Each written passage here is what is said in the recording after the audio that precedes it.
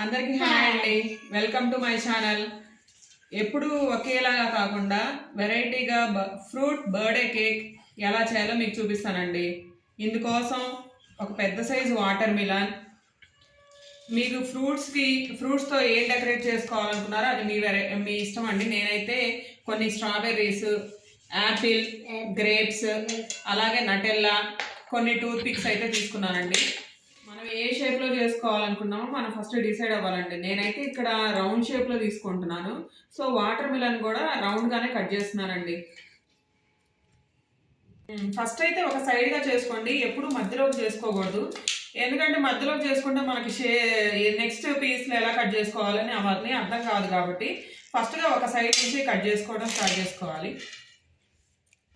ఇదిగోండి సర్క్యులర్గా చేస్తున్నాను.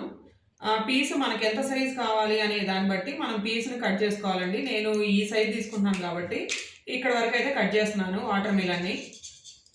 ప్రాసెస్ అండి. మనం బయట తెచ్చుకొని కేకులు మన పిల్లలకు పడకపోయినా, ఇండైజేషన్ అయినా ఇలా చేయడం వల్ల ఏంటంటే పిల్లలు కూడా తొందరగా తినడానికి ఇష్టపడతారు. నటెల్లా కూడా ఉంది కాబట్టి సో పిల్లలు కూడా ఫ్రూట్స్ అనేది అలవాటు అయ్యి చిన్నప్పటి నుంచి అలవాటు చేసిన వాళ్ళం అవుతాం. కూడా బయట తెచ్చిన కేక్లో ఈ మధ్య మనం చాలా ఇన్సిడెంట్స్ అయితే చూస్తున్నాం కదా.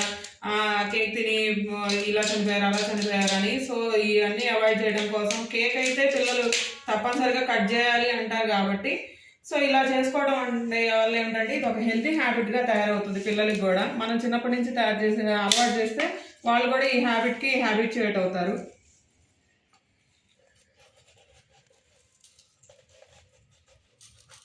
వాటర్ మిలన్ని కట్ చేస్తున్నానండి. 2 స్టెప్స్గా చేస్తున్నాను. సో ఇది ఒక సర్క్యులర్ షేప్, ఇది కూడా సర్క్యులర్ షేపే తీసుకున్నాను. మొత్తం కట్ చేసుకున్నానండి. సో దీన్ని మొత్తాన్ని ఒక రౌండ్ షేప్లోకి తీసుకొస్తాను. అలాగే మనం సెకండ్ పీస్కి కూడా సేమ్ ఇదే ప్రొసీజర్ కంటిన్యూ చేయాలి. దాన్ని కూడా రౌండ్లోకి తీసుకురావాలి. వాటర్ మిలన్ని ఫస్ట్ వాటర్ మిలన్ని ఎందుకు బేస్గా తీసుకున్నానంటే ఇదైతేనే ఫ్రూట్ పెద్దది, బేస్ మనకి డెకరేట్ చేసుకోవడానికి బాగుంటుంది కాబట్టి నేను వాటర్ మిలన్ ఎంచుకున్నాను. ఈ పెద్ద పీస్ కంటే సెకండ్ పీస్ అనేది కొంచెం ఎక్కువగా ఉంది కాబట్టి నేను సైడ్స్ మొత్తం కొంచెం చిన్న సైజ్ వచ్చేట్లు కట్ చేసుకుంటున్నానండి. పీస్ చేసి హాఫ్ పార్ట్ చేసుకున్నాను. తర్వాత చిన్న పీసులుగా చేసుకొని ఇలా చూపిస్తున్నాను చూడండి. ఇలా కట్ చేసుకోవాలి. అంటే ఇవన్నీ ఫ్రూట్ మీద డెకరేషన్ కోసం అండి. మనకి ఇష్టమైతే నటెల్లాలో డిప్ చేసుకోండి, లేదు అంటే మామూలుగానే పెట్టేసుకోవచ్చు.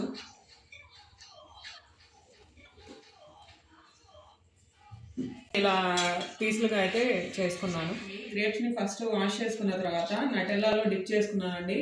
నటెల్లాలో గడ్డగా ఉంటుంది కాబట్టి తొందరగా డిప్ అవ్వదు. సో మనం ఒక గిన్నెలో వాటర్ తీసుకొని అందులో అవి బాయిల్ అయిన తర్వాత ఇంకో చిన్న గిన్నెలో నటెల్లా తీసుకుంటే అది తొందరగా కరుగుతుందండి. ఆ కరిగిన దాంట్లో నేను ఏ ఫ్రూట్ డిప్ చేసుకోవాలనుకుంటున్నానో ఆ ఫ్రూట్స్ అయితే డిప్ చేశానండి. అవి డిప్ అయిన తర్వాత కొంచెం సేపు అయితే ఫ్రీజ్ చేశాను. ఫ్రీజ్ చేయడం వల్ల గడ్డగట్టి మనకి తొందరగా కరగదండి. ఇలా చేసి రెడీ చేసి పెట్టుకున్నాను నేను గ్రేప్స్ అలాగే స్ట్రాబెర్రీస్. ఫ్రీజ్ చేసుకొని పెట్టుకున్న స్ట్రాబెర్రీస్ని ఇంకా మనం టూత్ పిక్స్ సహాయంతో మనకి ఎలా కావాలి అంటే అలా డెకరేట్ చేసుకుందామండి. చూడండి ఒకసారి.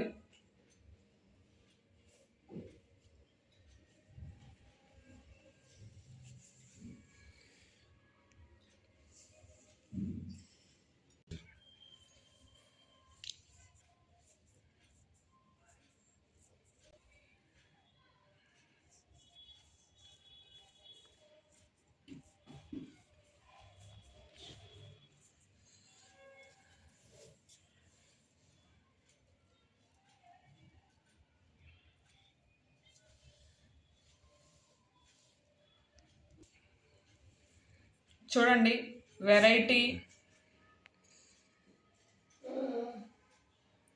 వెరీ హెల్తీ ఫ్రూట్ కేక్ అయితే రెడీ అయిందండి.